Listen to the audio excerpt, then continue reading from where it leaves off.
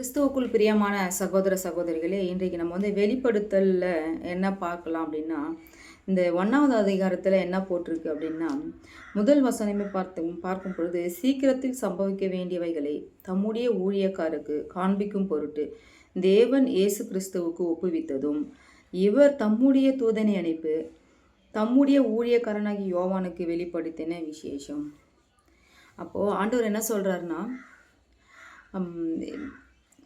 அவருடைய தூதனாகிய யோவானை கூப்பிட்டு சொல்கிறாரு, வெளிப்படுத்துறாரு மறைப்பொருள் எல்லாவற்றையும். இந்த இந்த இனிமேல் நடக்க போகிற எல்லா விஷயங்களை பற்றியும் என்ன பண்ணுறாருன்னா, ஆண்டவர் யோவான்கிட்ட சொல்லி எழுத சொல்கிறாரு.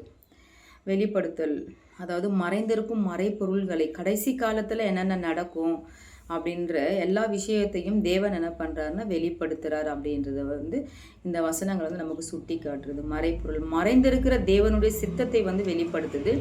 கடைசி காலத்தில் தேவன் தன் திட்டத்தை ஒருபோதும் மறைச்சி வைக்கல. அது எல்லாவற்றையும், அவருடைய திட்டத்தை எல்லாத்தையும் என்ன பண்ணுறாருன்னா வெளிக்கொண்டு வந்திருக்கிறார். எல்லாவற்றையும் நடைமுறையில் செயல்படுத்தி கொண்டு வந்திருக்கிறார். இப்பொழுது 2வது வசனத்தில் பார்க்கும்போது, 2-3 வசனங்களை பார்க்கும்போது, இந்த தீர்க்க தரிசன வசனங்களை நம்ம வாசிக்கும் பொழுது என்ன பண்ணணும்னா, அவைகள் எல்லாவற்றையும் நம்ம கடைப்பிடித்து அதன்படி நம்ம நடக்கும் பொழுது நம்ம பாக்கியவான்களாக ஆகும். இந்த வசனத்தை கடைப்பிடித்து வாழ்கிறவர்கள் நிச்சயமாக ஒரு ஆசீர்வாதத்தை காண்பார்கள். இது நெருக்கமான ஒரு காலம், கடைசி காலம் அப்படின்னு நம்ம எல்லாருமே சொல்லிட்டு இருக்கோம். ரொம்ப நெருக்கமான ஒரு சூழ்நிலை நம்ம வாழ்ந்துட்டு இருக்கிறோம். நம்ம என்ன பண்ண தயார் நிலையில் இருக்கணும். அதாவது ஆண்டவரோட கடைசி காலங்கள் நெருங்கி போச்சு, என்ன வேணாலும் நடக்கும் அப்படின்ற ஒரு தயார் நிலையில் நம்ம வாழ்க்கையில் நம்ம வாழ வேண்டும். அறிவு மட்டும் நமக்கு போதாது. அது மட்டும் இல்லாமல் தேவனுக்கு கீழ்ப்படிந்து நடக்கிற ஒரு வாழ்க்கையை நம்ம வாழணும். நம்முடைய வாழ்க்கையே என்னவாக இருக்கணும்னா, வசனங்கள் நம்ம வாழ்க்கையாக மாற வேண்டும்.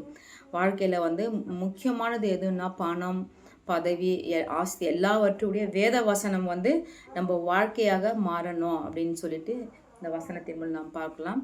தேவன் தாமே இந்த வார்த்தையில் கூட ஆசீர்வதிப்பாராக. ஆமீன்.